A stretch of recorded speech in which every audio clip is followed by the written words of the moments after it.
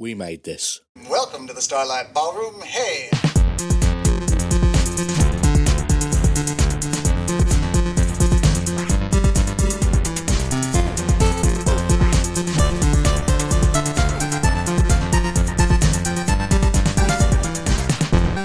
Hello and welcome to SHIPWRECKED Comatose, the Red Dwarf podcast, only on the We Made This podcast network. I'm your host Matt Latham, and I'm just here to just prelude past Matt talking to a guest from another podcast. On another podcast. What you're about to listen to is an episode of my podcast, Ask Us About Loom, which is about point-and-click adventure games. The reason it's on here is because there's a crossover with Red Dwarf. So, for example, Chris Barrie's in it, and the it in question is Simon The Sorcerer, a 1993 point-and-click adventure game from British company AdventureSoft. So, yeah, the guest in question is Ashley Day, who's a former journalist. He worked for some kind of science fiction cult magazines and had the opportunity to speak to a couple of cast members of Red Dwarf, and also speaking to Chris Barrie and having a very brief chat about Simon The Sorcerer. So, yeah, came about that listening to an episode of this where saying if anyone is a fan of Simon the Sorcerer and Red Dwarf, please get in touch. And lo and behold, because of the power of the internet, someone contacted me. So yeah, this was an absolute great chat to do, and I'm quite excited for the SHIPWRECKED Comatose fans to listen to it. And if you quite like the actual episode and discussion where it goes to after the Red Dwarf talk, please do follow Ask Us About Loom and get ready to listen to more interviews about adventure games. But, enough of my yapping. Let's go and listen to the interview.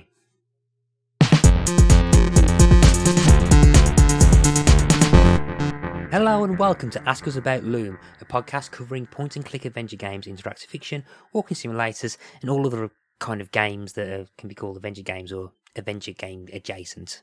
At some point, I will try and find a way of making that a lot more neater and quicker and easier to say on the tongue. But I am your host, Matt Latham, and as always, this is the podcast where we talk about the adventure games and all that kind of stuff of the thing I've just said. I'm not alone. I have a guest with me to talk about a kind of British adventure game classic. I have Ashley Day with me. How are you doing, Ashley? Hello. Yeah, I'm great, thank you.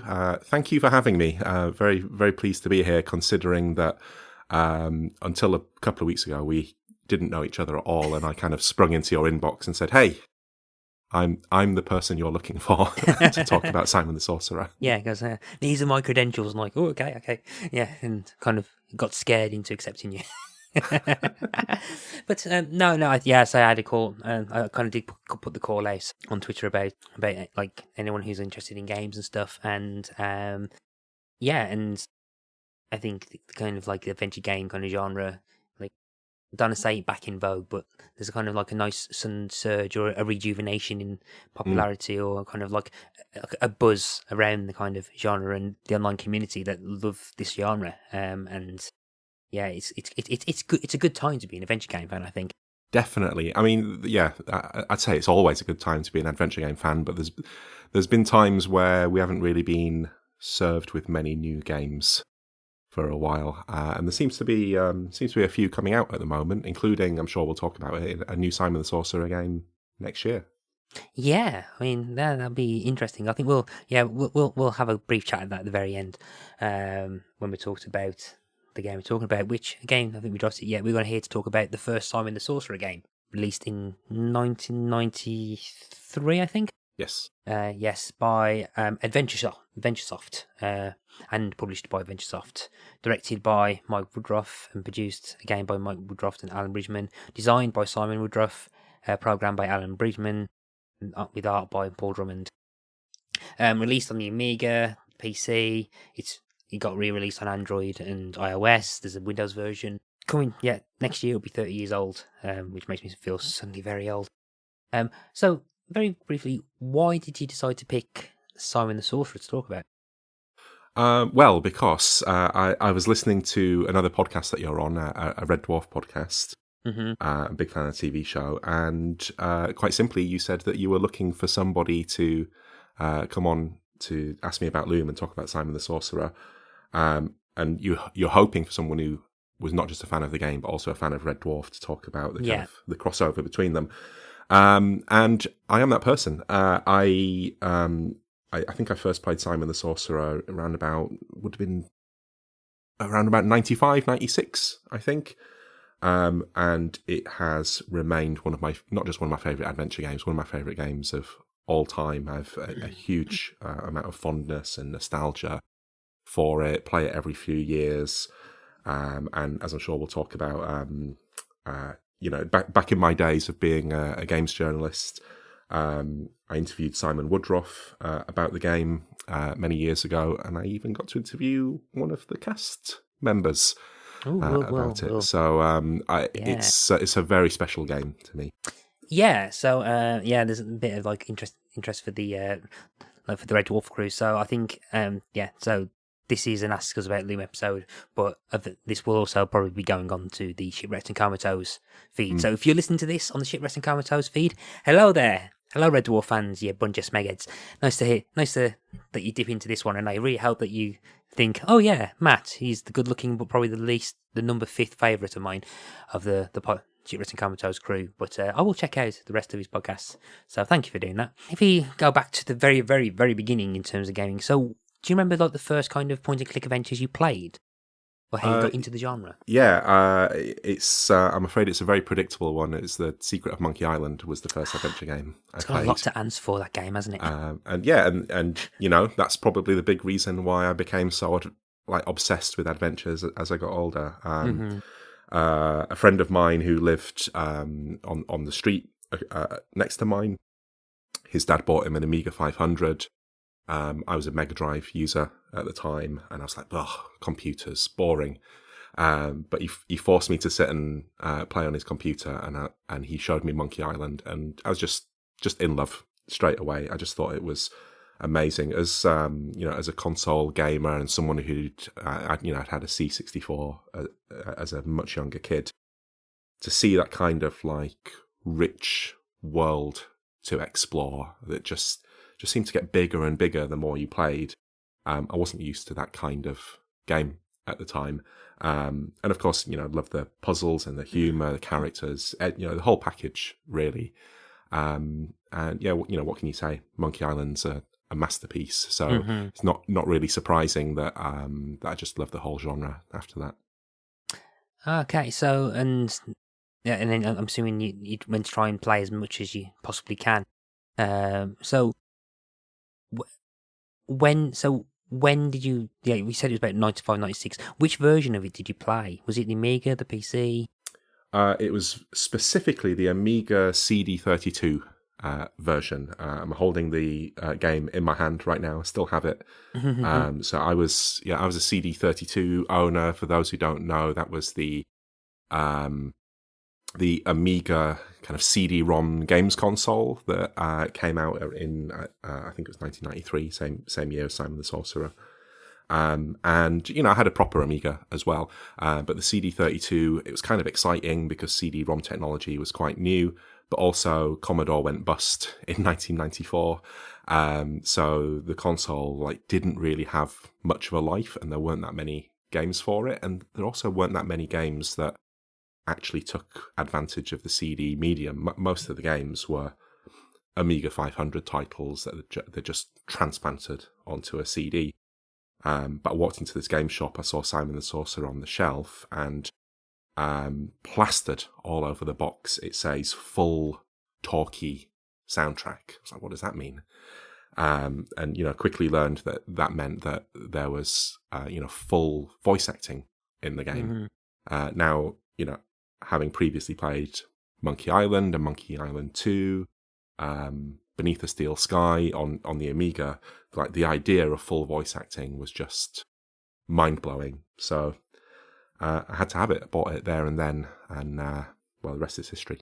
Particularly if anyone under a certain age probably can't underestimate the power that the word talkie had when describing a version. I remember having Beneath Steel Sky, the Amiga version, and it's 15 discs, and disc 7 not working, so I had to go and get it replaced. Had to trek all the way to W.H. Smith and explain that this didn't work and had to get a replacement. But then they gave me a refund. So, so that gave me a refund, and I could not find another copy of the Amiga version. And then a few years later, when we had a PC, had the CD version of Beneath Steel Sky, and blew my mind not realising there was voice acting in it. Mm. Yeah, and it was just the advertise, like, for adventure game fans, the word talkie was like a revelation, kind of like, oh, you have to, yeah, you're not an adventure game fan if you don't have the talkie version. But Yeah, I think it makes a big difference to like this era of adventure games as well, because a lot of them, followed in the footsteps of LucasArts. yeah, In that they were comedy adventures. yes, So to get comedy performances in the game from professional comedy voice actors, it really kind of amplified and escalated what they were trying to achieve. Like, they're trying to make a funny game, voice acting made it funnier, so it was really important, I think. yeah. I think it added to it, and yeah, and I think pretty much this being a kind of British game, the Adventuresoft decided to go for a kind of known kind of celebrity voice to lead the game, Chris Barrie from Red Dwarf, to hosting stuff. And I think having that aspect, particularly, I think this was around the age that I was discovering Red Dwarf. So, and I think British Empire was on at the time as well. Yeah. Yeah, Definitely was. yeah. I even though I've done specials on Shipwrecked Comatose specials on British Empire. I keep forgetting when it was released, but yeah, I'm pretty sure we're in series 3 or 4 of British Empire. So Chris Barrie is pretty much a mainstream kind of name in British comedy at this moment in time. So he's not like one of the main cast of this cult BBC Two sitcom. He's the lead in a very successful BBC One comedy, which is in the early 90s, like massive. Chris Barrie, I think it's easy to forget now because Red Dwarf has kind of endured, and they had, recently had some new series as well. The British Empire was even bigger than Red Dwarf. It was a BBC One sitcom. If you were a teenager in the 90s, you watched Red Dwarf, but your parents watched the British Empire. Yeah, it spoke to a wider audience. So he was definitely a household name at this point. And did you know that Chris Barrie was the voice of Simon before you bought it? Or no, I was just thinking about that actually. So I'm looking at the CD case, and it doesn't actually say. I mean, they're terrible at marketing. It doesn't say anywhere on the box that he's in the game. You only find out either from playing it and recognizing him, or open the manual and he's in the credits. So I can't really remember, but it must have been a huge surprise for me to start playing the game and find out like the star of my favorite TV show was the main character. And I don't know about you, but obviously there's a fantastic cast in Red Dwarf, but Rimmer was always my favorite character in the show. He's the most entertaining, the source of most of the comedy. So. I was a big fan of Chris Barrie. Yeah, I'm Team Rimmer all the way. Rimmer, I think, is like not just the funniest, but I also think he's probably the most complex character. Yeah, definitely. At the 4, I think at the time of recording, we have finished Series 7 and Series 7 and Series 6, and I think if I can remember what I said about Series 6, we're going to start to get to some very interesting concerns I have with the Rimmer character as we get to Series 8 and beyond. But again, that's a whole other discussion for a different podcast. I'll have to remember not to spoil anything as well, because your co-host hasn't seen any of the new series, has he? No, he hasn't. No. But I'll keep stum on that. In terms of like Red Dwarf, I mean, I'm assuming that if you was a massive fan of Red Dwarf before you bought the game, so I'm assuming that if the box had said starring Chris Barrie from Red Dwarf, that would increase the speed of buying it. I would have paid double. Yeah, but I think we was talking before. So we was talking before we started recording that Red Dwarf is like one of your, if not your favourite, either comedy or TV show of all time. Yeah, definitely. I mean, I think I was just the right age at the right time. In 1993, I was 11, and Red Dwarf was just one of those programs like if you're a kid with like a TV in your bedroom, got to like 9 o'clock, you put Red Dwarf on, and you just had a great time because the humor was just pitched perfectly. I think anyone can enjoy it really, but if you're a young lad in the 90s, it was just like it was made for you. So yeah, big fan, to the point where I met Doug Naylor, one of the co-creators of the show. I went to a book signing of his in Leeds. This was around the time, I think it was in the gap between Series 6 and Series 7. So I was like pestering him, like, when's the new series coming back?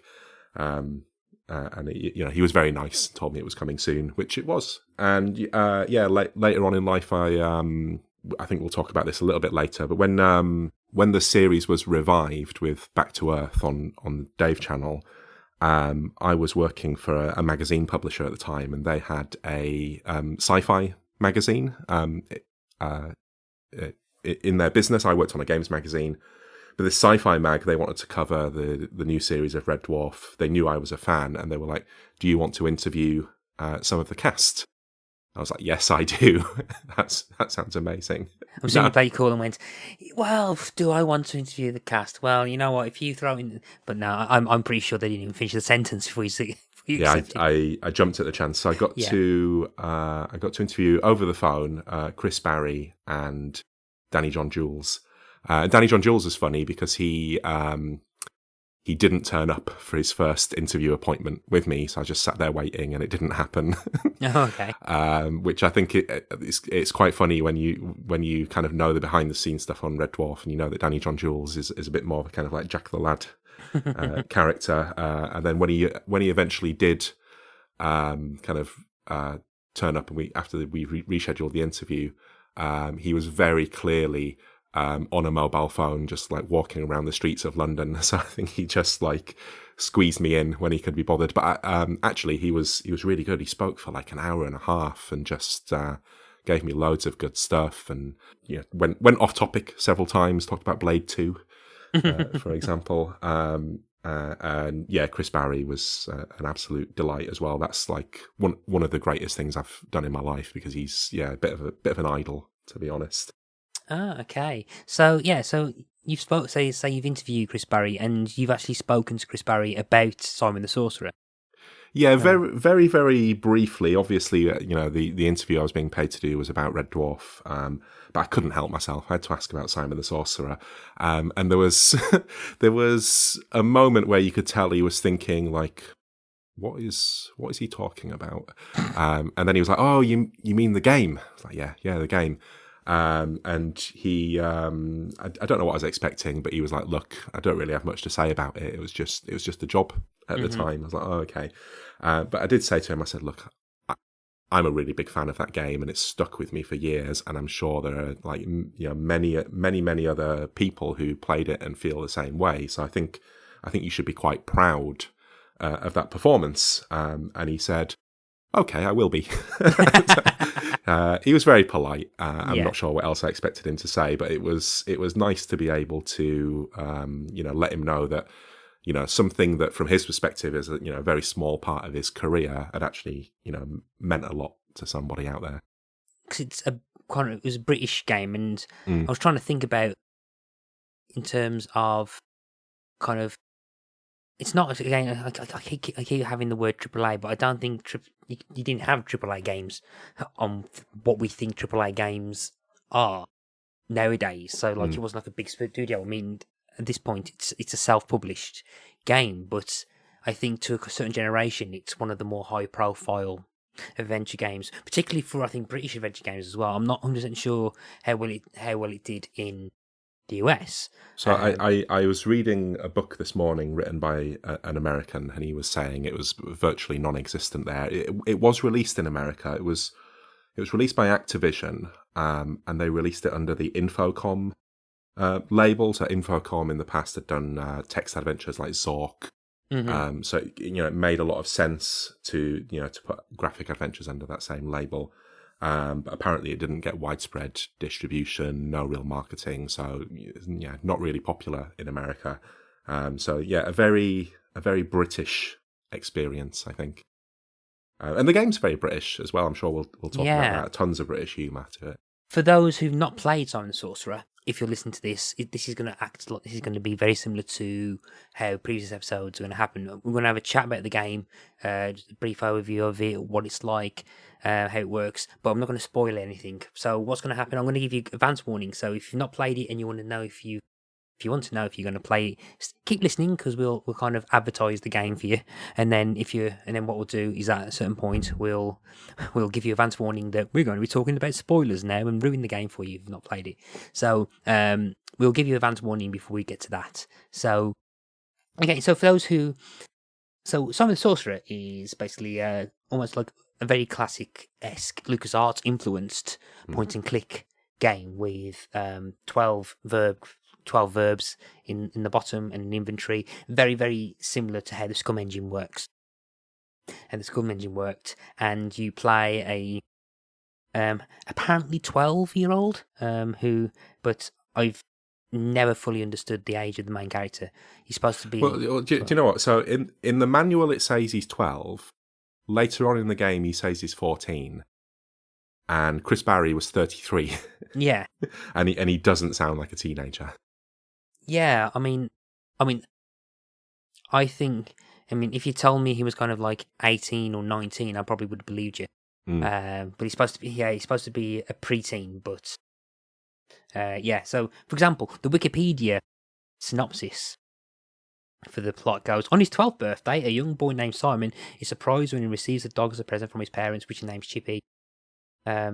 Unknown to Simon, his parents found the dog at their front door without warning, wrapped in paper and possessing a book that no one could read, and eventually dumped in the loft. Sometime after his birthday, Simon hears Chippy playing around in the loft, to which he discovers he's holding the book in his mouth.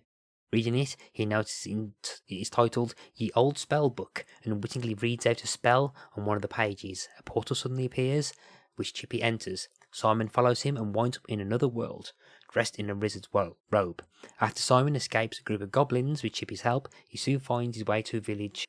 With the dog's help, he's brought home to the wizard Calypso, to which he finds that Calypso has been kidnapped and needs Simon's help to be able to come home. And he's also under the siege of a wizard called Sordid.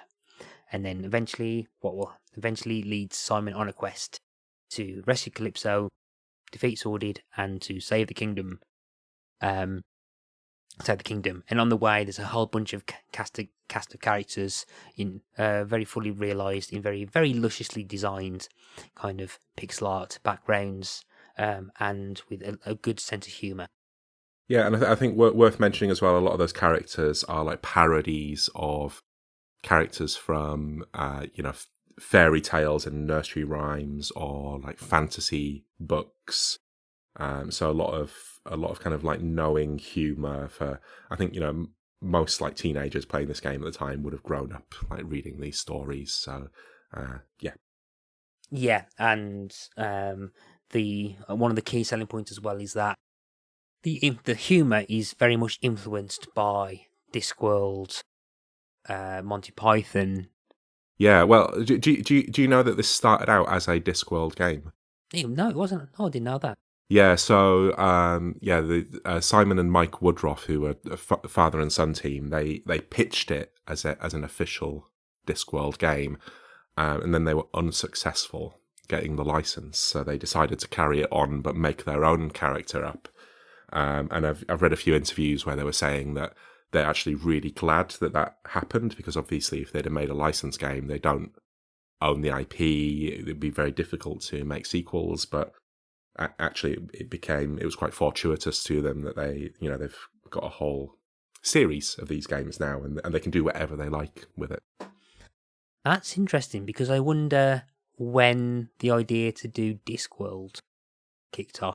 I got the impression it was not too long before the game went into development, so it would have been around 91, 92. I have no idea when The Colour of Magic came out, but it must have been like late 80s, I think. But yeah, I'm just wondering whether, like, if they got approached, we want to do this point-and-click adventure game in Discworld, and they went, no, and then as they left, people in that office went, shall we do our own? Yeah, because there was a proper Discworld adventure, wasn't there? And it came Yeah. out not long after this. I think it was about 95 it came out. Yeah, it was. I think it was a launch title for PlayStation. Mm. Yeah, the original one. I remember that being one of the first games on the PlayStation, alongside I think Broken Sword as well. I think. Yeah, and you talked about like the TV stuff that influenced it.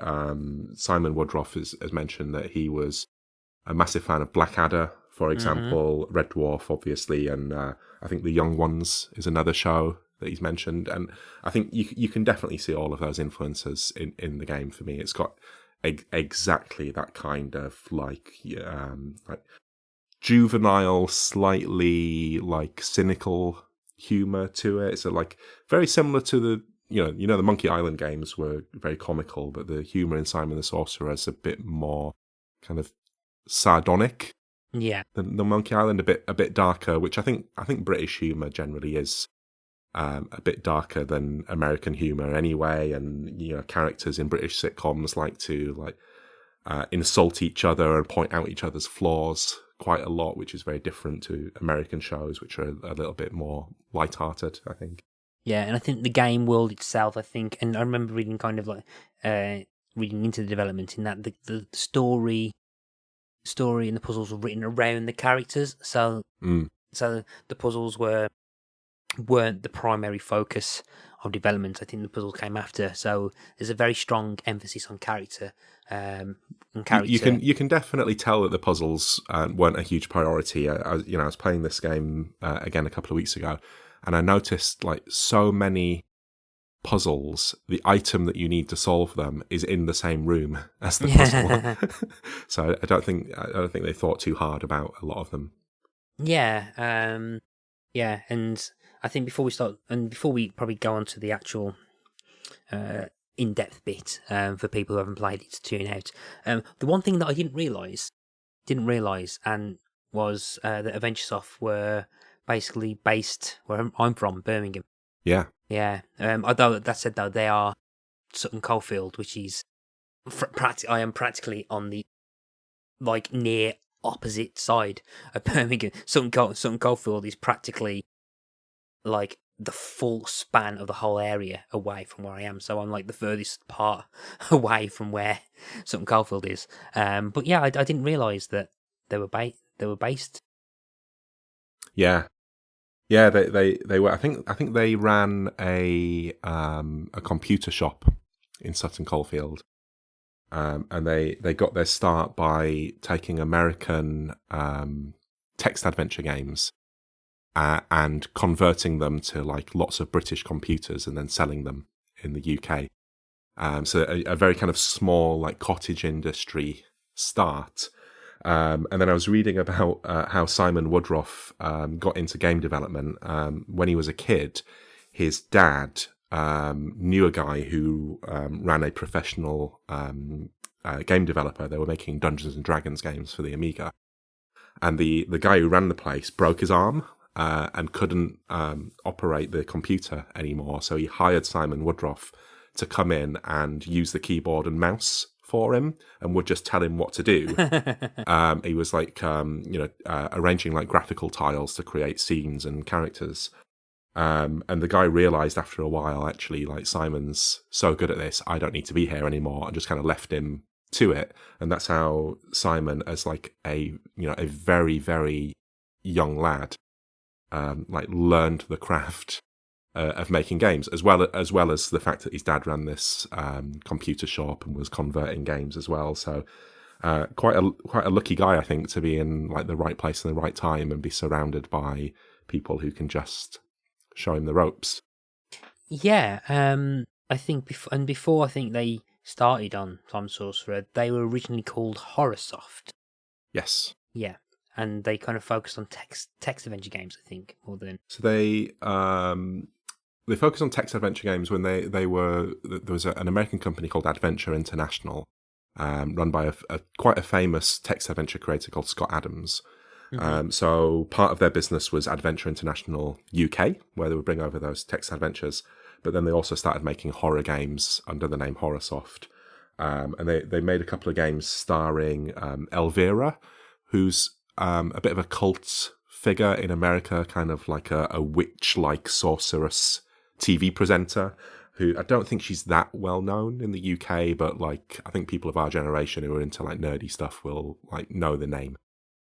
Anyway, I don't know much about her. I know the name, and I'm pretty sure I remember playing a demo of a Commodore 64 platformer with her as the character, but I don't really know much. My understanding is that she's like a Tales of the Crypt kind of anthology host, and that's as much as I can. That's about as much as I know as well. But I think she's quite. I think if you're an American of a certain age and you're watching that kind of show, maybe you watched a bit of Mystery Science Theatre, I think Elvira's someone you'd be quite familiar with.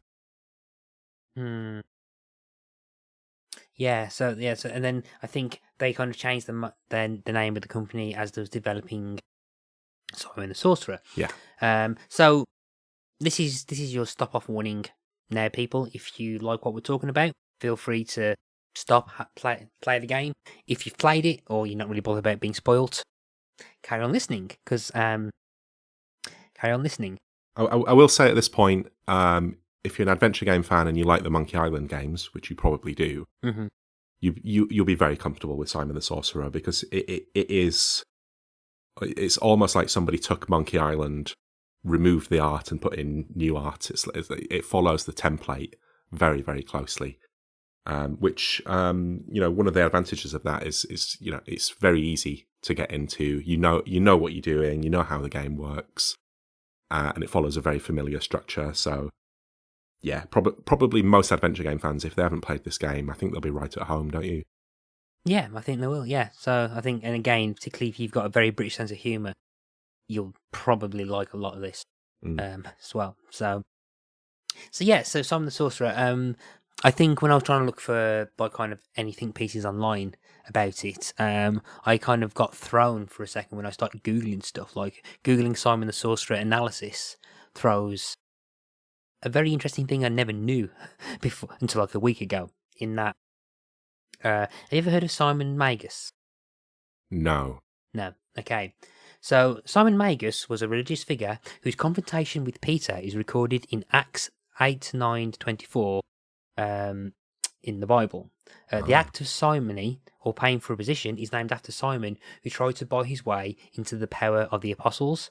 An alternative name for Simon Magus was Simon the Magician or Simon the Sorcerer. So yeah, there's a so according to Acts, Simon was a Samaritan Magus, a religious figure of the 1st century AD and converted to Christianity, baptized by Philip the Evangelist. Simon then later clashed with Peter. Accounts of Simon by writers of the 2nd century exist, but are not considered verifiable. Surviving traditions about Simon appear in Orthodox texts, such as those of Irenaeus, I don't know if I pronounced that right, Justin Martyr, Hippolytus, and Epiphanes. I'm going to butcher that, so I'm not going to pronounce it. And he's often described as the founder of Gnosticism, which is like I think like a subsect of Judaism, I think. Yeah. So, and on the Wikipedia article, there's a section about Simon Magus in popular culture, and there is one entry in the video game section, which is that Simon lends his name with very little else to Simon the Sorcerer. And I just found that interesting, and I was like, and I thought there was a kind of link to it. Turns out, I think it was a complete and utter coincidence. So I spent about a good half an hour to 45 minutes reading into Simon the Sorcerer, thinking, oh, is there some sort of clever kind of thing link with this biblical kind of reference? And there isn't. Well, yeah, I mean, it's hard to say, isn't it, with this sort of thing? But I've this morning I've been reading through loads of old interviews, and nothing like that was mentioned. And it is, it's worth acknowledging as well. The writer of the game is called Simon, and he does mention in the interviews that a lot of the characters based on himself and his own sense of humour. So possibly a coincidence, but it's a fantastic coincidence. Actually, I really like it. Yeah, I just think I just thought it was interesting. And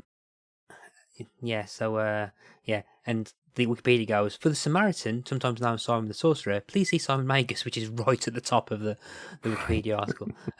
But with the game itself, I remember really, really liking it. I've always had a soft spot for it, and for years I've always had a certain piece of music in my head that I did forget where it was from at one time, until realizing that it was like the music you hear for like the first 30 minutes of the game, which is the so I've always had a soft spot for Simon the Sorcerer. I think I'll get the kind of little niggles that I have out the way now, so we can continue being quite praising of it. Because I think as I was replaying it, I think this was like the first time in perhaps at least a decade, even a decade and a half, since I last played it, so looked at it. And there was a couple of things that I kind of picked up that was like that adult me was like, oh, okay. I think mainly it's mainly about the kind of aspect of the story that kind of throws me for a second, where like you're introduced to try and rescue the damsel in distress is actually the wizard Calypso and the villain Sordid, but you don't really have any. You don't really see them until like you don't see Calypso at all, do you? Apart from the voice, and then you don't really see Sordid until the end, so he's not really doesn't feel much of a threat. Do you know what? I went through exactly the same thing. So I played it for the first time in a long time, and it's the first time I've really considered that. Yeah. You know, if you compare to like The Secret of Monkey Island, where LeChuck is the villain, they have these cutscenes where they constantly go back to him and they show like who he is and why he's a threat. Sordid, you only really like hear about him, and you don't see him until the last 5 minutes of the game. Yeah, I mean, you have no idea what he looks like until like the end and stuff, and yeah, so it's not really built there. And again, if you compare it back to Monkey Island, for a while, retroactively, you don't realise you're interacting with each other because the character of Fester Shinetop, spoilers, you realise that a character that you've been interacting with has actually been the villain all along. So it kind of builds that kind of threat and that antagonism between the main character and the villain, and yeah, so you've always kind of got an idea of who you're dealing with. So LeChuck, he's there, he's apparent, so you know who you know the end of level boss more or less. Whereas Sordid, you just hear kind of he's just passing, and you don't really have that chance to kind of know who he is or why Simon should really care. Yeah, I think from a storytelling perspective, that is definitely a flaw. Yeah. However, I think it does give the game a very different tone to Monkey Island. Monkey Island, obviously, as we've talked about, the threat is ever present and reminded to you. There's also the fact that a lot of the game is like at night in the dark. You're dealing with men of low moral fibre and kind of, unscrupulous characters. Mm-hmm. Whereas in Simon the Sorcerer, it's in the daytime. You're exploring like beautiful woodland environments with amazing background scenery, with this really nice music, as you've said. I also think the music's really catchy. And it gives most of the game, because there isn't really a sense of threat in the game, it gives it a really different kind of relaxing vibe that I think is much to its benefit, actually. Like this is a game you can like just sit back and chill out and absorb the world. You walk around the forests and little creatures will run around in the background, like a wolf or a deer, or some ducks will be quacking in a pond. It's actually quite a nice game, I think. Yeah, I think that's good. I think that kind of, and I think the only other kind of niggles that I might probably have is that I think there's a couple of times, and this is down to, I think, me being used to the LucasArts way of doing things, is that, and I never noticed this until playing Simon the Sorcerer, or the first bit of Simon the Sorcerer a few days ago, is that I think when you've got stuff that's triggered by dialogue puzzles where you have multiple choices and one choice will trigger the characters to move on to the next thing. So in this case, it's when you're talking to the wizards and you're and you eventually talk them into accepting you to go on this quest. In LucasArts games, you get kind of preconditioned that the trigger is always the last dialogue option. Yeah. Whereas in this, a few times it's random or it's not the last option. So I got into the kind of habit of just going through and exhausting all the kind of dialogue options you can choose before choosing the last one, which is going to be the one to move things on. So you got the interplay and stuff. But with, I think, a couple of times Simon the Sorcerer, like the option to convince them to make you a wizard, the second out of like 3. Yeah. And you kind of miss the. Yeah, I think sometimes the solutions are easy to miss. Yeah. Not just in the dialogue options, but like I noticed in the last third of the game in particular, there's a lot more kind of like pixel hunting in the game, like crucial elements that are very easy to overlook because they're made of like, I don't know, like 3 pixels, or they're not really like prominent in the graphics. So I think that's where you can tell this is a game that's made by a smaller team who don't have as much experience with puzzle design as like a big American company would have. So yeah, definitely some flaws here and there. Okay, yeah, just to let people know that I just had to break up the recording section to pick up an Amazon delivery. No wizards in the box that was given to me. So where were we? We were talking about all the things you hate about the game and how it's secretly rubbish. Yeah, the game's secretly rubbish. Yeah, no, and I think, and the only thing I think I probably noticed is that I think the game gives you far too much exploration from earlier on, so it's kind of easy to kind of, because the game kind of tells you to find the wizards, and you could theoretically get to like the end of the forest before you even find them, and I think that easily to get lost. I think, but yeah, there's this like middle section of the game that is all woodland with multiple paths through it, and not that many kind of landmarks that stand out. And when you remember, like, oh, okay, well, I think for this solution I need to go and speak to this person. Oh, they were in the woods. Oh no, what am I going to do? Because you're going to spend 5 minutes just walking around trying to remember where they were. And there is a map where you can fast travel, but there are not enough. They should have put more kind of landmarks on that map, because that's probably the worst part of the game for me, is just the backtracking through those woods that all look the same. Yeah, but that was kind of like the only kind of things that I kind of lingered to for me. To be clear, this is a perfect game and I love it.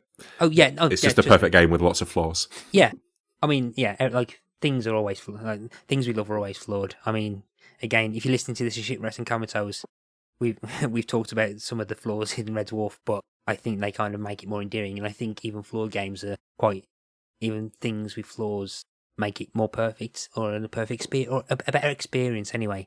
And I think a part of it is its charm, and I mean, if we drift back to just being to like talk about how much we love about the stuff we love about the game now, I mean, there's the kind of backtracking and walking through these forests and scenery and stuff, but they are beautifully rendered, beautifully designed.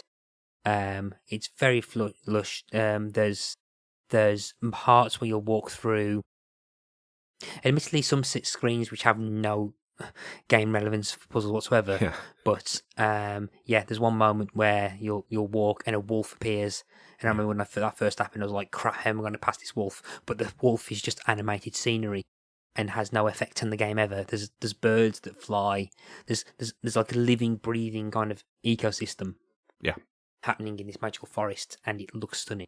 Yeah, that's true. And I was reading about the visuals this morning. It's a strange game because half of the game is pure pixel art, and then another half of the game is they were hand drawn paintings that were scanned into the computer and then drawn over the top.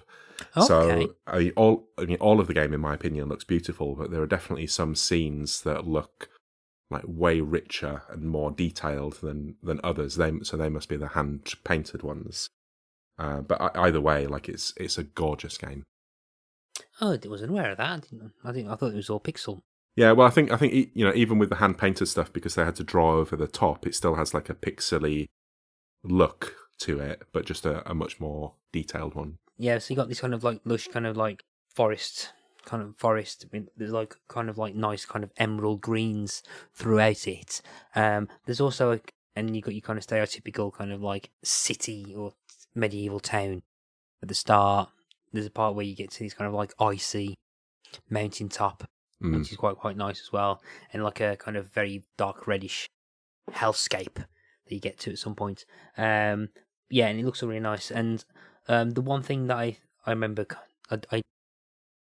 I remember kind of noticing, particularly in this period as well, is the character animations and the character art are really, really good. I mean, from the introduction, the credit sequence has Simon come out and start waving his wand to conjure up the credits, and the smoothness in the animation and the expressiveness in what is like a low kind of, not exactly low res, but still kind of pixel character is very impressive.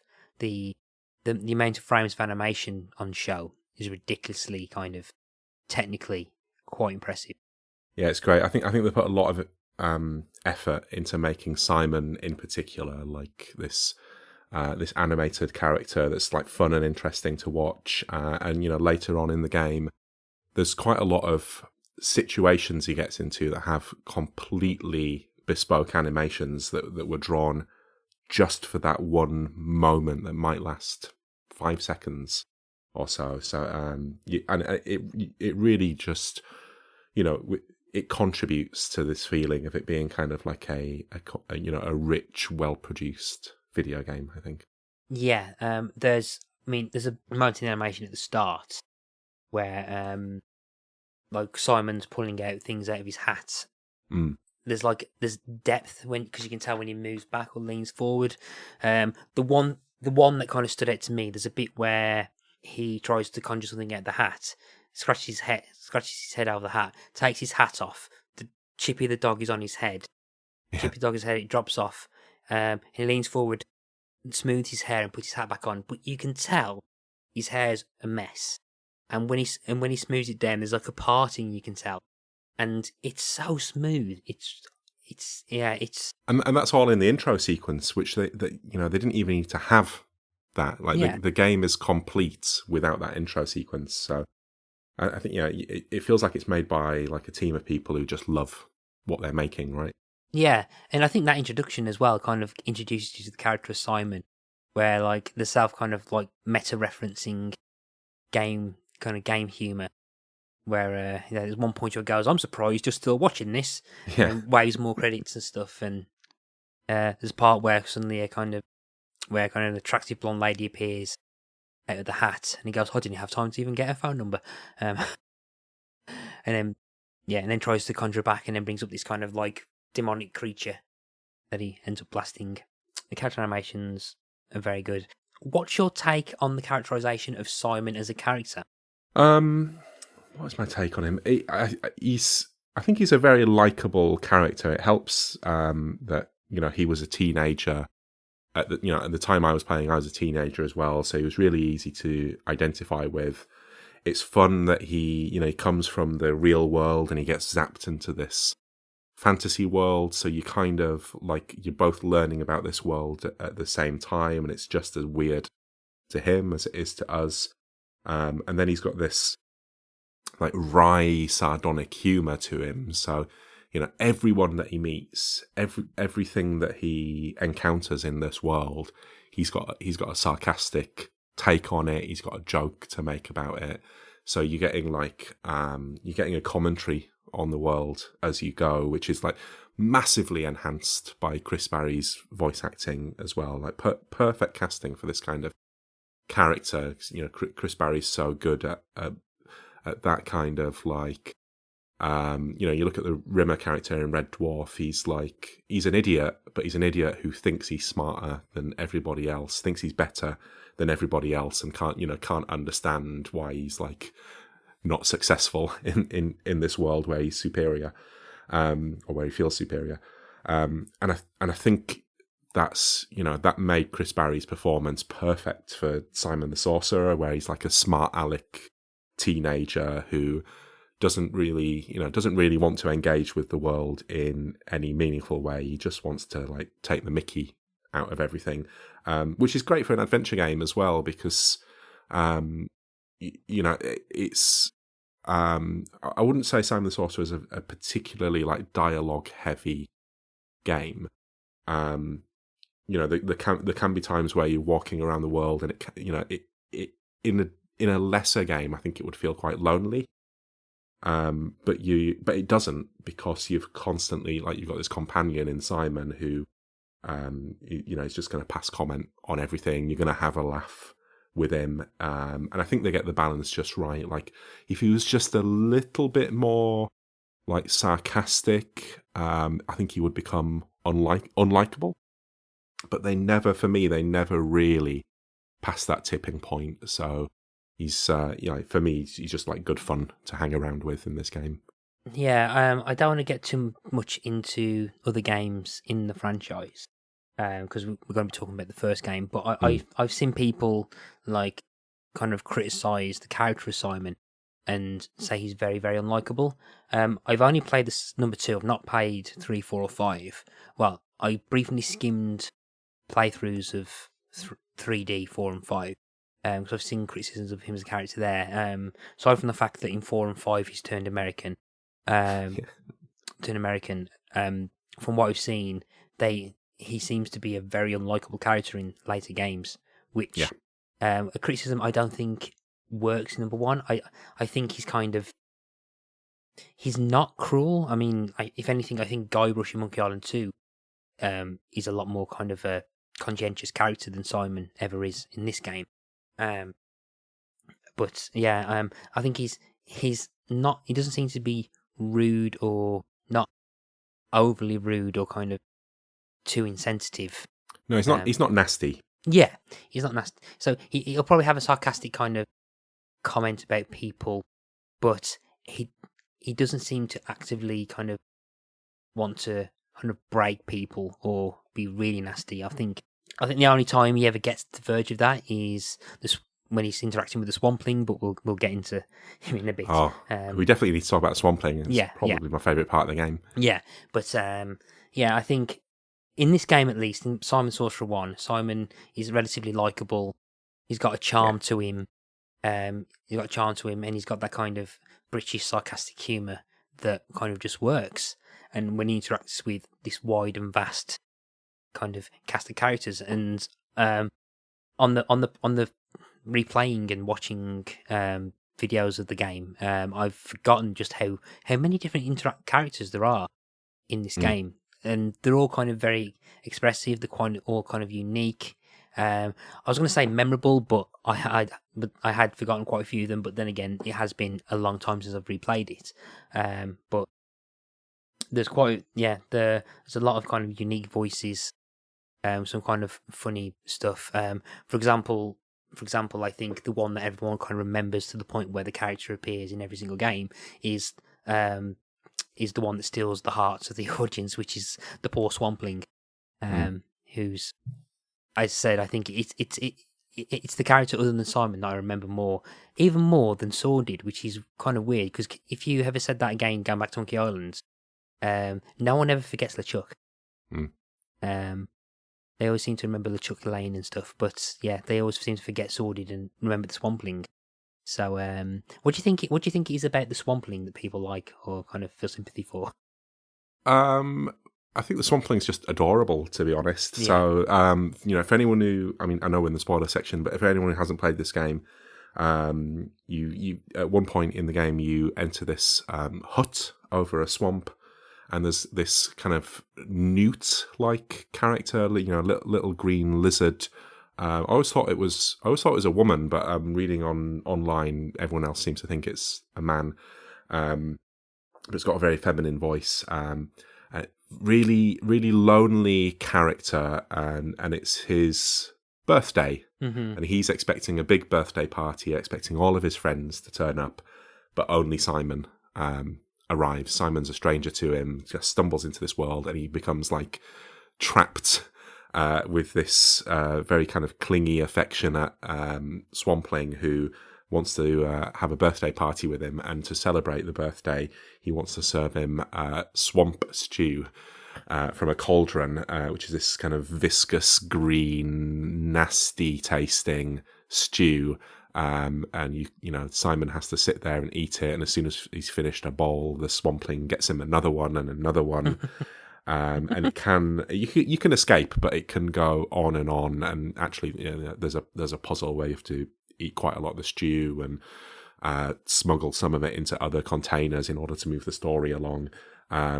But even before you get to that stuff, I think, you know, the performance, particularly the voice performance of the swampling, is really kind of cute and sympathetic.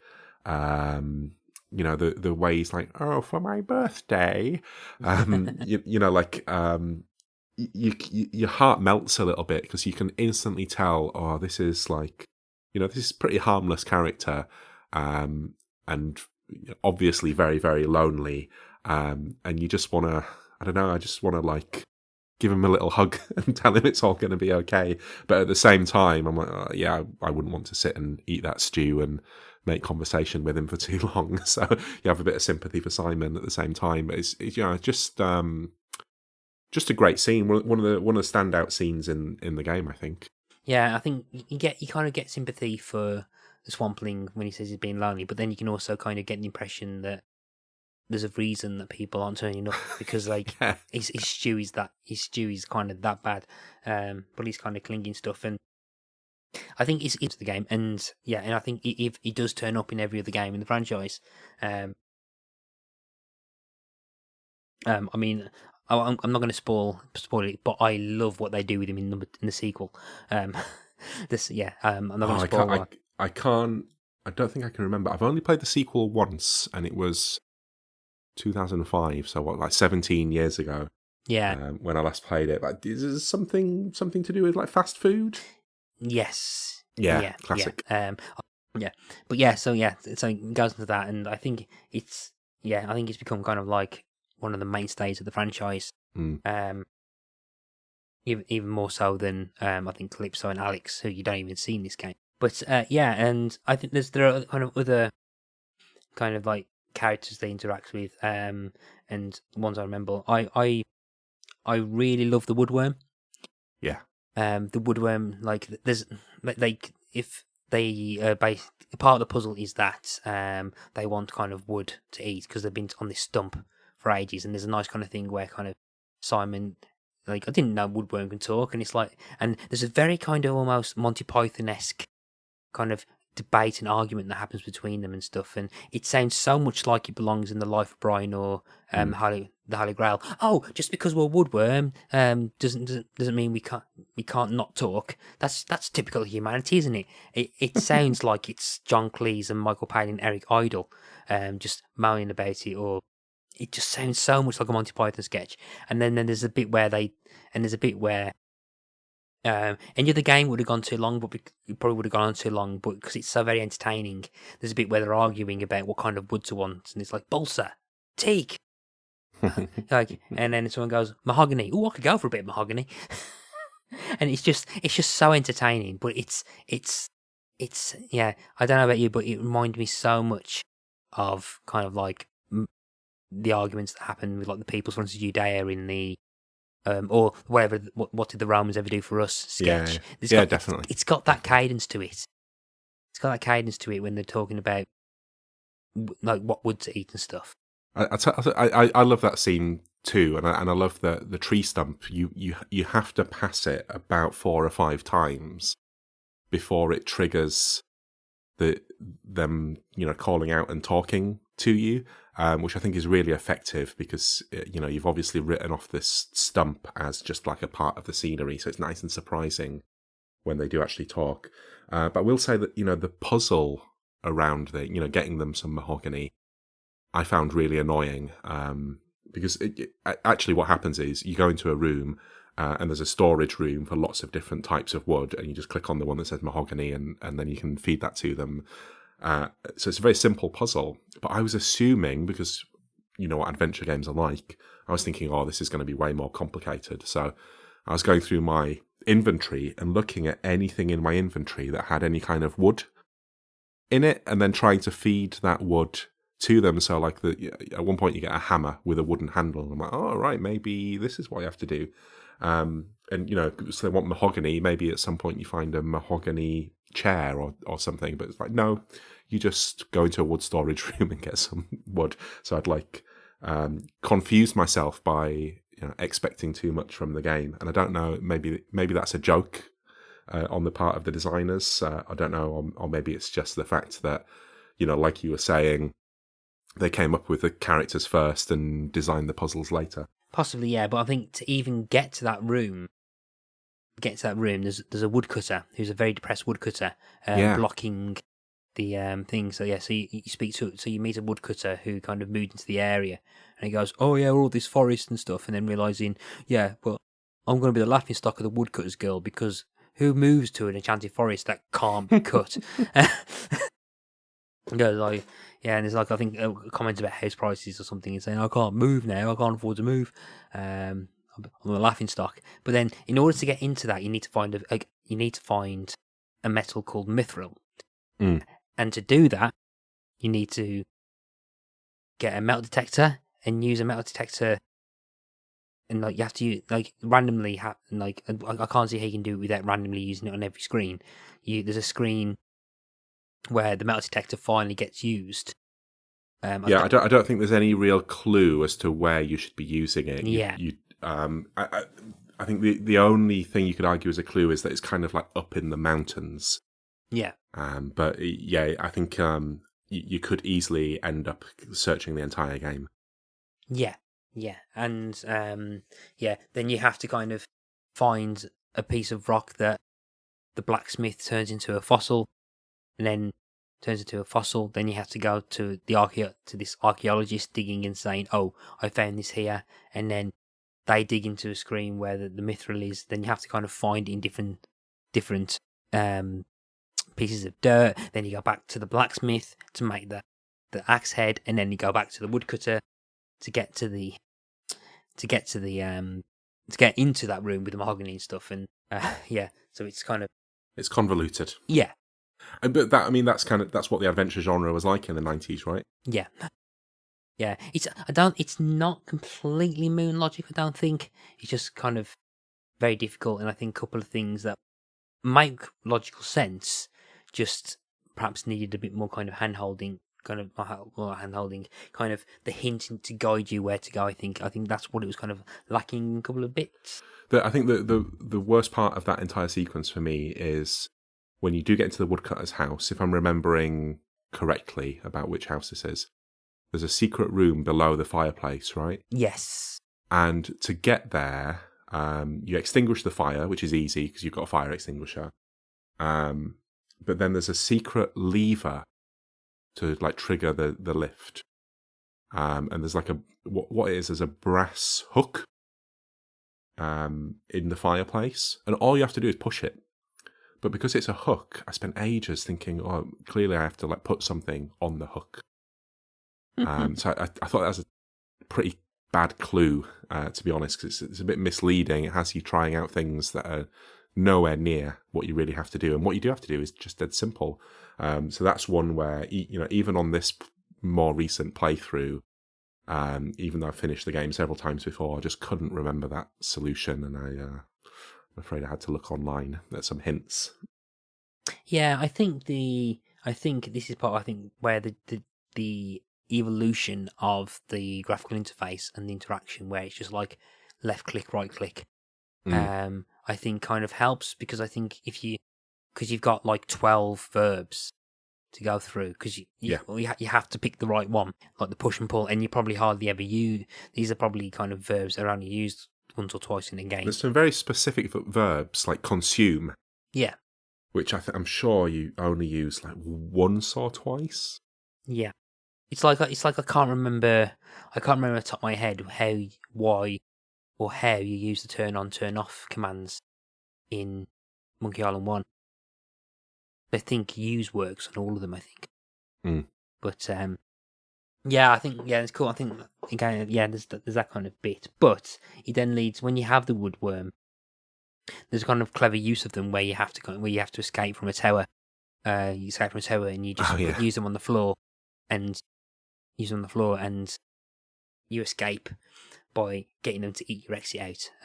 So in fact, similar way to in the tower, you find a kind of Rapunzel-style maiden who turns out to actually be a pig that was who was supposed to be cursed into turning into a kind of very attractive lady, but they only did half the work. So there's a horrible visual gag where she's like she kind of half stands out from behind a changing screen. Yeah. So you can only see half of her, and she looks like a typical like Rapunzel style character. So you've had to climb up her hair to get in the tower, and then she stands all the way out, and she's vertically split. So one half is like a Rapunzel type blonde girl, and the other half is a pig woman. It's horrible. But then and I think Simon kisses her, and she turns back into a pig. Back into pig, and part of me's that like preempts Fiona from the Shrek series a bit, where it subverts the kind of damsel in distress kind of trope. Yeah, and I'm getting to that bit. I'm like, oh yeah, this is it's not the same thing. I mean, I think there's a lot more kind of intelligent stuff happening in Shrek in terms of Fiona in the first film. Yeah. But yeah, there's like it's I wouldn't say Simon the Sorcerer is a very positive game when it comes to female representation. Yes. Certainly a lot less than Monkey Island, which where Elaine is a great character in her own right. Like all of the female characters in Simon the Sorcerer, they're just kind of like, bearing in mind, Simon's a teenage boy from the 90s. Like they're all pretty much like women for him to lech over in one way or another. So there's another flaw if we're being completely objective about it. Yeah, I think there's not many female characters in the game either. No, I don't. He's not completely. He's not fully lecherous either. And again, I think there are. I think later games in the series, I think, go down slightly questionable routes in terms of Simon. But I think in this one, I think he's again just kind of like a teenage boy, but just reacting. But yeah, it's not overly favourable to female characters in this one. But there's not really that many, which is there's the kind of the pig in the tower. There's the Valkyries. There's the Valkyries in the pub, and there's the kind of Wicked Witch, and I can't. I think that's about it. Yeah, I can't think of any others. Yeah, and they're all pretty negative depictions. Yeah. None of them have any real agency. Maybe the witch does a little bit. She's just there to defeat and solve the puzzle.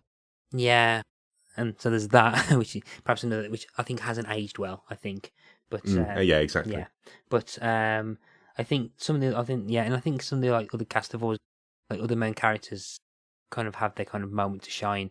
I do quite like the wizards. The wizards come across as like actually not being quite arsed. So when you first, I've always wondered with the wizards, are they meant to be playing like a Dungeons and Dragons sort of game together? Yeah, I think it's either that or kind of like or Mahjong or something, or like Scrabble or something. I'm not sure. Yeah, like if you just sit and listen to them, it sounds like they're discussing some sort of like they're trying to make sense of like a fantasy game that they're playing, which is a bit strange. But also at the same time, they deny that they're wizards and they pretend to be farmers and they have like Cornish, like West Country accents. Yeah. There's a lot going on for some reason. Yeah, but I do quite like the answer to try and convince them to get to the next part of a dialogue puzzle tree is saying, "Oh no, we're not wizards," and one of the options that Simon can say is, "Yes, you are. I put the mouse cursor over you, and it says wizards." And then they're going, "Okay, then you're right," which I think, is a great joke. Yeah, I liked that. Yeah, I was also quite a fan of the There's a moment where you get to a bridge and there's a troll blocking it, and they're pretty much rehearsing a daily thing that they have where the goat's gruff are trying to get past, and like the one goat is on hind legs reading from a script, and then the troll was like, "Look, you've been perfectly fine to me and as an employer of the Gruff Corporation, but I do feel that the working conditions where I always end up being knocked into the river is a bit it's a bit degrading for me as a person. So I'm going he's on strike and holding a placard. Yeah. And I mean, yeah, and I mean, oddly topical, and probably not oddly topical. And I'm not getting too political at the moment, but again, there's strikes are a thing again in the UK. But I do find it quite funny that the way to kind of get past is to pretty much break the strike by throwing the striking person off a bridge, which I'm like, okay, topically that hasn't dated well. But there could have been an alternative solution where you help him, but you just hire an ogre to throw him away. Yeah. So that doesn't contribute to Simon's image very well, I suppose. No, not at all. But again, the lead up to it, where the conversation where you've got kind of like the Billy Goat's Gruff reading through a script that they've gone through so many times, to the point where they start talking about it like that. It's like a transaction that they do where they have to play act the same nursery rhyme over and over again. It's just quite funny, and so you just got the troll holding the placard on strike, and it's a very funny visual gag, I think. And I never realised until we're playing that there's a massive Lord of the Rings reference to the point where Gollum is an actual character you talk to. Yep, and you get the ring as well. Yeah, I didn't to use as an item. Yeah.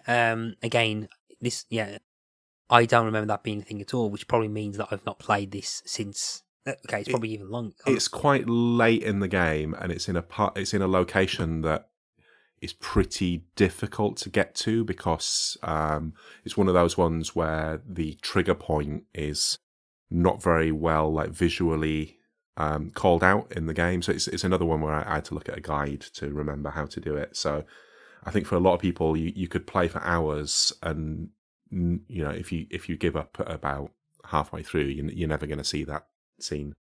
Yeah, I think I saw on Reddit or Twitter someone saying that for weeks they didn't realise that you could click on there's like a little thing you can climb down to get to Gollum. They didn't realise that was a thing that you could use. So they were stuck for ages until finding a walkthrough or something which told them they could go down, climb down, which it's kind of tough to get to. It's slightly annoying as well in the 25th anniversary version that I played, which was on the touchscreen Android tablet. There's a button which highlights all the hotspots you can do. It doesn't highlight the exit points. So so there's a couple of times where we can go behind a tree, and it doesn't quite highlight it. And I don't think the cursor tells you can walk to them either, which is again, we do like this game. We do, honestly. I think some of these flaws are just inherent to the genre at the time as well. Like pixel hunting is a thing in adventure games, and some handle it better than others. Yeah. But on the whole, this is a treasured game for me. But sometimes when you love something and you spend a lot of time with it and you play it over and over again, you start to notice the flaws. Yeah. A bit more through that familiarity. It's like I think slightly different context, but I remember finally playing Maniac Mansion for the first time many years ago, and finding it relatively unplayable purely because of what I've been used to in modern games, because like the cursor doesn't highlight interactive things. It doesn't come up in the Scum engine. It doesn't tell you what's interactive, whereas like other games would do. So if you put the mouse over, it will tell you where the noun would appear just above the Scum bar. Yeah, like Mansion doesn't even do that, which nowadays is like a massive sin in games development, I think. But yeah, so and there's like so those are like the characters and in this kind of vast, kind of beautiful, gorgeous world that they go into. Later on, in the late side of the game, there's a bit where you kind of, when you get to the sordid, I think, castle or tower or whatever, and you lose all your inventory and stuff. There's not as many characters there, but like you've got two demons, called Belch Grabber and Snogfondle. Where you have to find their names. Finding their names is a puzzle in itself, but they come across as kind of really bored, half-arsed bouncers who just want to go home, and I really quite like them. I think they appear in, I think, the sequel links, I think, but I've always remembered them because you've got one who's kind of like, yeah, so we're just going to do it here, and then you got the other one going, irritated, yeah. Yeah, it's funny that even demons aren't really a threat to you in this game. Yeah, quite passive. Yeah, he goes, like, we've been told to eat you on sight, but I don't think I can be bothered. Bothered, yeah. Yeah, I just think that's kind of like, I would just quite like that aspect of the game stuff. So, AmigaReviews.levelthepost.com is a game that kind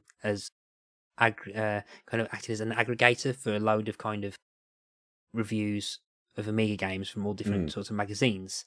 And there's quite a few for Simon the Sorcerer. So, for example, Amiga Computing gave it 89%, 84% from Amiga Format. Amiga Joker, which is a German magazine, gave it 85%. Now, Amiga Power gave it 69%. Oh, boo.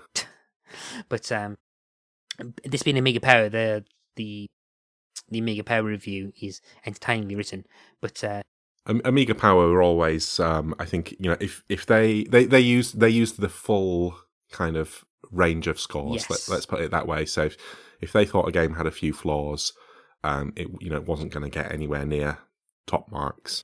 Whereas the Amiga magazines that reviewed both, did game reviews, but they also covered technology. They tended to be a bit more forgiving, I think. Yeah. But yeah, I mean, the first paragraph goes, oh, ho hum, another point-and-click adventure game, another Tolkien fantasy setting, another quest, another collection of puzzles to solve. Right, today's Friday. Simon the Sorcerer's got till Monday to make an impression, or he gets 69%. I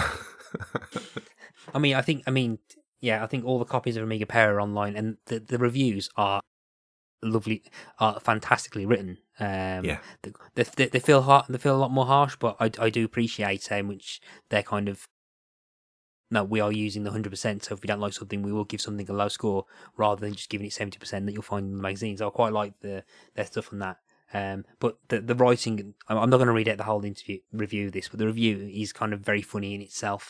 In how it's written. Yeah, 90% from CU Amiga. The AGA version got 73 in Amiga Power. CD32 version got 70% in Amiga Format. Amiga Power gave the CD32 version 57. What? Yeah. Outrageous. Yeah. The opposite's got really gorgeous graphics with hundreds of main and incidental animations. Jokes aplenty, you can't get killed. Splendidly used to the CD32 joypad. It's like an eager puppy frisking and gambolling excitedly with a toy in its desire to please. Downers, but one you have to kick and throw into the river because it bites the children. Oh, wow.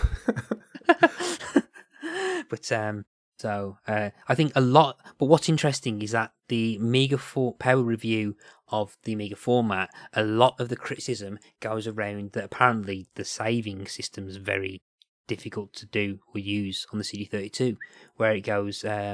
So actually, I'll read the first column because I'll be interested to see if you have because you said you got the CD32 version. I'll be interested to see if you had any similar experiences with this. A question, dear readers. What's the point of saving your position in the game? I'm predicting that you'll be saying something like, why, so I can turn it off the game, play something else, and perhaps a week later, load up the original game and carry on from where I left off. You fool. In which case, you'll be crushingly disappointed by Simon the Sorcerer CD32. The save routine all but fills the CD32 story memory, destroying saves from other games. Equally clumsy, if you then play another game and save your position, it will overwrite the Simon save, so you'll either have to play Simon exclusively until you finish it, or resign yourself to restarting when you play again. It's more than annoying, it's downright infuriating. Now, you said you had the CD32 version of that? Yeah. Is that... Well, I mean, I'll clarify that the version I played 2 weeks ago in preparation for this show was the Steam version. So I played that on my MacBook, so I didn't, obviously no problems with saving. I can't remember having any problems with the CD32 version, but I do very clearly remember on the CD32 system, you could lock a save. You could...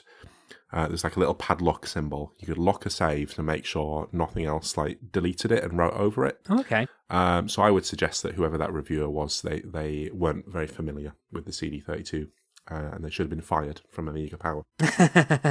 Who was it? Let's name names. Jonathan Nash. Oh yeah, he was quite good. But I think. I don't know. I mean, his criticism there is not really of the game, is it? It's of the console he was using. I don't think that's fair on the game. I don't think. I mean, I think it seems to be a fair criticism of the actual console in terms of criticism of the console, but I don't think it should affect the actual game itself. No, definitely. I mean, then again, I mean, there's a whole conversation about modern games about auto saving and whether that's relevant or not, but. In terms of saving progress and everything, but yeah, I don't think that's quite right.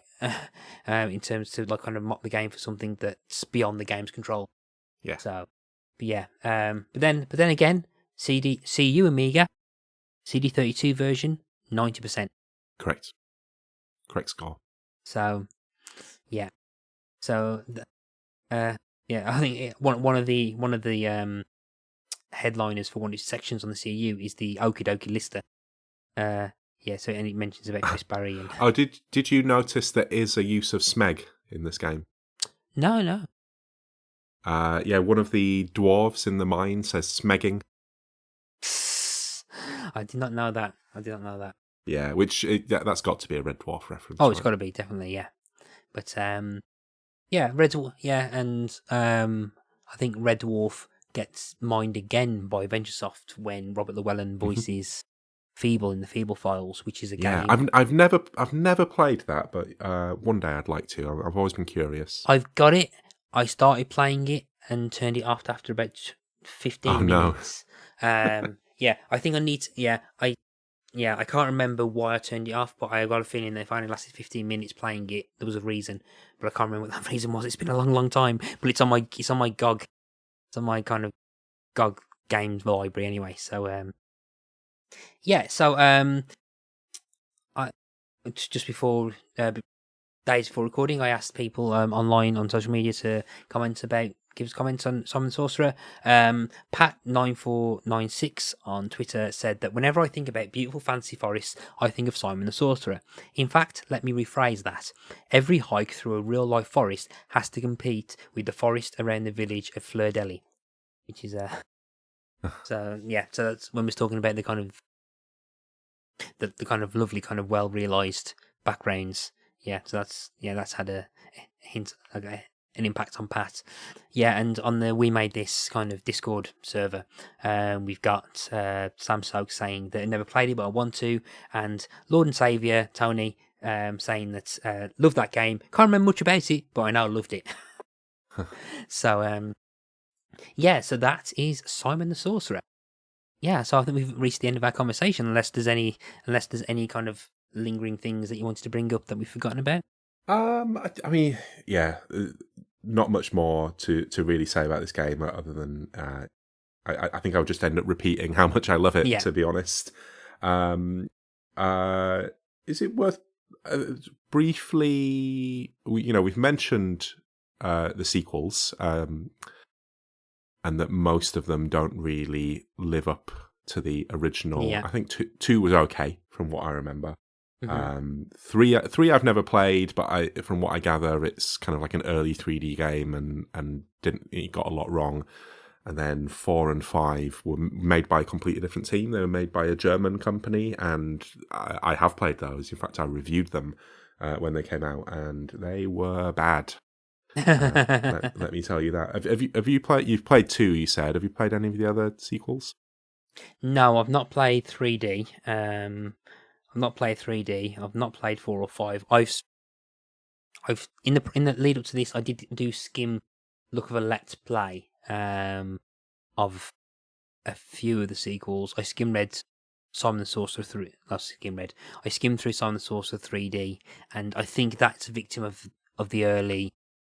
That early transitional period where they tried to make point and clicks 3D, and it looks like it didn't work properly. 4 and 5, I think 4 looks like it's more pre-rendered 2D. Well, looks like they're kind of pre-rendered 3D characters in a 2D kind of perspective. Yeah, they were made in the late 2000s. Yeah. So you can probably, if you don't know them, you can probably imagine Yeah. what they look like. I think they looked perfectly fine. Yeah, To be honest, it was yeah. more the kind of the writing quality and the humor just wasn't there. Yeah, I think a lot of people's criticism online of the character of Simon come from games that aren't the first one. Yeah. And I kind of watched a bit of the intro for Simon the Sorcerer 5, and he's a massive, massive dick, mind my language. He's very unlikable in the first few minutes. Which I think goes again. Yeah, I don't think he's supposed to be completely unlikable. I think he's supposed to be more sarcastic rather than being Edward.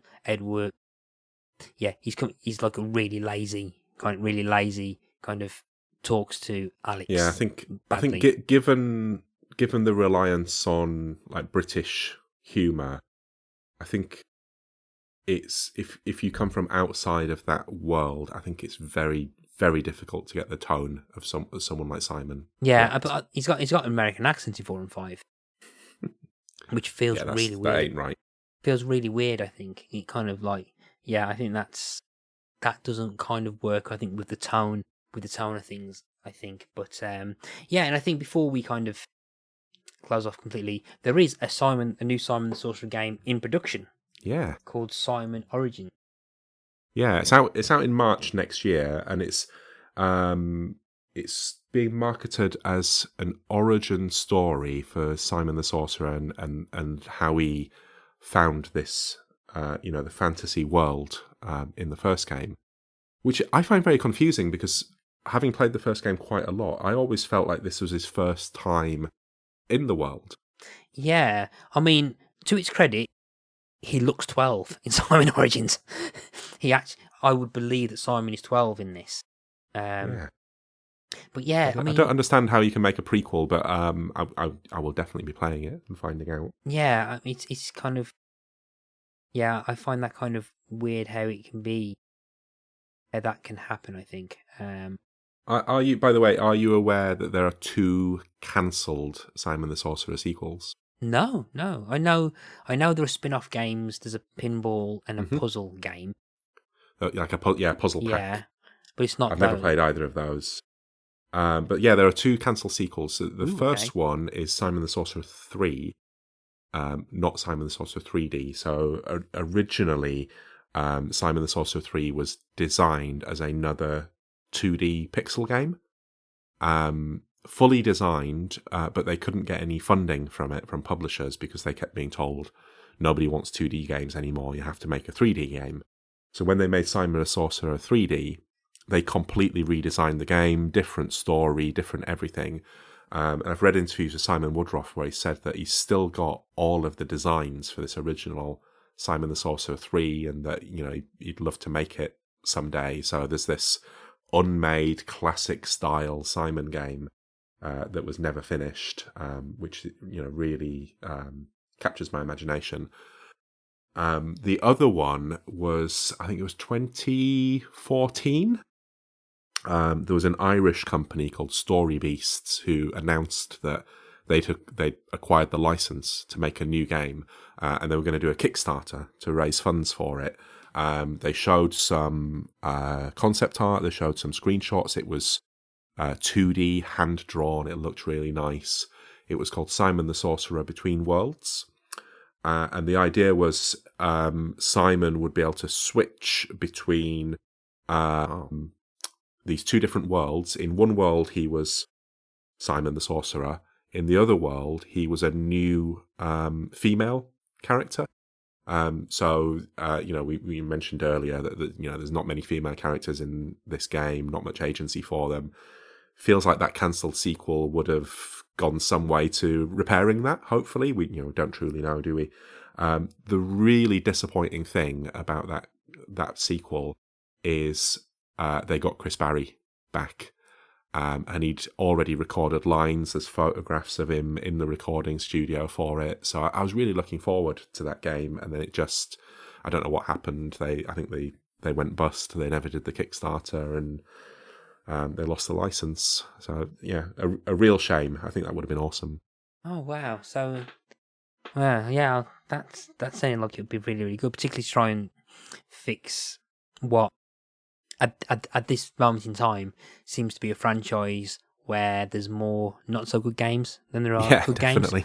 Games. And yeah, to the point where I think there's like the impact of Simon the Sorcerer as a franchise is kind of, I think Simon the Sorcerer's 3D is kind of the big main culprit of that, kind of affecting that. But I am very intrigued about Simon Origins. I am very, very intrigued about that. Also kind of worried about how it's going to try and fit things in. Yeah, well, I'm glad it exists. I'm glad it's coming out. So I'll give it a fair shake. But it's hard to, with this series, it's hard to get too optimistic because, there's basically out of 5 games, I'd say 1.5 of them is really good. Yeah, definitely. Yeah, definitely. Oh, what a positive note to end on. Yes. But this is the really good one. This is really the good one. But yeah, and I think with that, Ashley, I think we are at the end of our conversation. So I want to say thank you ever so much for coming on to talk about Simon the Sorcerer. It's been absolutely a lot of fun to kind of revisit Simon and his world and the fantasy world, and just basically just to kind of experience for the first time in ages Chris Barrie for doing the voice of the character. So thank you for that. Well, yeah, thank you. It's been a real pleasure to come on and chat about one of my favourite games, and it was a good excuse to replay it for the first time in several years. So thank you. So if people want to find you online, social media, find your blog, where can they find you? Okay, so I mostly live on Twitter until it all comes crashing down in a few weeks. We'll see where I am after that. No, I think Twitter will still be around for a while. You can follow me on there as Jelly Scare. I don't know why that's my name on there. It just is. I like the name. And I think your listeners will definitely like my blog. I have a blog called Games from the Black Hole. If you search for that online or search for it on Twitter, you will easily find it. I'm going to publish my Simon the Sorcerer blog post tomorrow, so it should be online for anyone to find as soon as they hear this podcast. And I've covered a few other adventure games on there as well. I did something on the ending of Return to Monkey Island. I've covered Universe, which was a sci-fi adventure by Core Design, the people who made Tomb Raider. Yes. And I also covered The Stealth Affair, which is a James Bond point-and-click adventure that is a little bit rubbish, but well worth reading about. Oh, I have to have a look at that. But yes, Universe, another British kind of one where, but with oddly set in Ashby Dealers, which is where Rare were based or are based. Yeah, Universe. Again, I'm not going to spend too long because this isn't a Universe episode. But I remember having that and buying it, and my dad kind of buying it from a car boot sale, and anyone who's had that experience knows exactly what I'm going to say next. There's a part where there's a copy protection part where you have to try and no. Yeah, where you have to try and get a code to go into a car, and yeah, I didn't have the manual, but yeah, that's a whole other story. Yeah, so I'm getting PTSD flashbacks of trying to play that on the Amiga. For anyone who wants to follow me or the podcast on the socials, pretty much on Instagram or Twitter, if you search for Ask Us About Loom, you'll find us on there. There's a brief shout out. I also do another podcast called Pick a Disc, which is me talking about people's favourite albums or albums they want to talk about for whatever reason they want to. And also, if you're not listening to this on the Shipwrecked Comatose feed, I am one of the regular co-hosts of Shipwrecked Comatose, which is a podcast covering Red Dwarf. You can find us on Red Dwarf Pod on Twitter or on your podcast apps of choice. So if you've enjoyed this conversation, guaranteed you'll probably enjoy listening to Red Dwarf podcast that we do as well. So with that, that's it. This is definitely the end of our conversation. Actually, I want to say thank you ever so much again for coming on. No worries. It's been a pleasure. Hello everyone, this is Tony Black, co-host and producer of You Have Been Watching, a podcast all about British sitcoms. Myself and co-host Robert Turnbull take you on a range of Britcom subjects and shows in our discussions, including greats such as Fawlty Towers. Basil, in the same way as David Brent and Alan Partridge and Victor Meldrew, Basil works best when he is actually dealing with arseholes. Lesser known curios such as 15 Stories High. There are all these kind of like gag setups being put in place in that episode, and then the sort of the end like minute or so is basically the payoff to all of these gags, and it's very, very sitcom-y. And even top 10s such as sitcom theme tunes. If we have to put composers of theme tunes in context for British sitcoms, I think Ronnie Hazelhurst, he's possibly the John Williams of... I was just going to say, he is the John Williams of I think he is. British sitcom. We're available on all podcast platforms and on social media at YHB Watching Pod on Twitter and Facebook, so please subscribe, get in touch, and come and have a laugh with us.